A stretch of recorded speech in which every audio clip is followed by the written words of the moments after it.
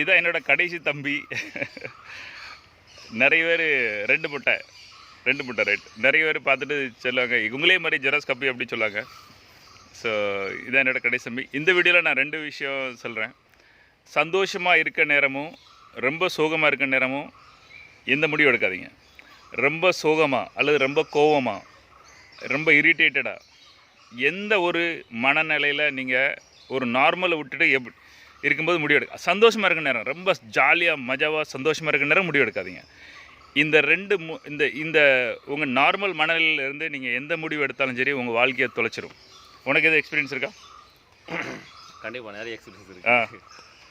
கோவத்தில் முடிவு எடுத்தால் கண்டிப்பாக அது தப்பாக நிறைய திருப்பு தப்பாக தான் இருக்குது. அதே மாதிரி ரொம்ப சந்தோஷத்தில் முடிவு எடுத்துக்கணும் தப்பாக இருந்திருக்கு. அதனால் ரொம்ப பொறுமையாக நிதானமாக 2க்கு ஊடையில் எப்போ நம்மளுக்கு தோணுதோ அப்போ ஒரு முடிவு எடுத்தால் யோசித்து முடிவு எடுத்தால் அதில் நிறைய ட்ரிப்பு சக்ஸஸ் ஆகிருக்கு. அந்த மாதிரி தான். ஓகே. ஸோ இப்போ செல்லம் வந்துட்டு புருஷன் முன்னாடி சண்டை இருக்கட்டும், அண்ணன் தம்பி சண்டை இருக்கட்டும், ஃபேமிலி பிரச்சனை ஆகிட்டும், உடனே ஃபோன் பண்ணி நாளையிலேருந்து இது நான் முடிக்க போகிறேன் அப்படிமா. நாளையிலேருந்து எடுக்காதீங்க, 1 வாரம் டைம் கொடுங்க. இப்போ ஃபேமிலி பிரச்சனை, ஹஸ்பண்ட் அண்ட் ஒய்ஃபு இந்த மாதிரி விஷயம்னா 1 வாரம் எடுங்க. மற்ற ஜென்ரல் பிரச்சனைனா 24 hours. உடனே முடிவு எடுக்காதீங்க. சந்தோஷமாக இருந்தாலும் முடிவு எடுக்காங்க. சந்தோஷமாக இருக்கும்போது இந்த சொத்தையை நான் உனக்கு எழுதி வச்சுருந்தேன் அப்படிமா. சந்தோஷம்லாம் போனதுக்கப்புறம் தெரியும், ஆளப்பாவி பெரிய தப்பு பண்ணிட்டேன் அப்படிமாங்க. ஸோ அதே மாதிரி சில கொஞ்சம் இன்றைக்கி எனக்கு டைவ் சாங்கன்னு விட்டேன், இதுக்கப்புறம் நான் வாழ்க்கையில் இவங்க கூட வாழ மாட்டேன் அல்லது வாழ்க்கையில் இவ கூட வாழ மாட்டேன் அப்படிமாங்க. 2 நாள் கழித்து எல்லாம் சோர்ந்து போயிடும். அப்புறம் பாசம் பொங்கி வந்துடும், பழைய நினைப்புகள்லாம் வரும். அதுக்கப்புறம் அவங்க எடுத்த முடிவை நினச்சி வருத்தப்படுவாங்க. ஸோ ஆனால் மைண்டில் பிளான் பண்ணுங்கள், எழுதுங்க. இது நல்லது, இது கெட்டது, கூட இருந்தால் என்னெல்லாம் ஆகும், கூட இல்லைன்னா என்ன ஆகும், எல்லாம் எழுதி வச்சுட்டு அப்புறம் முடிவெடுங்க.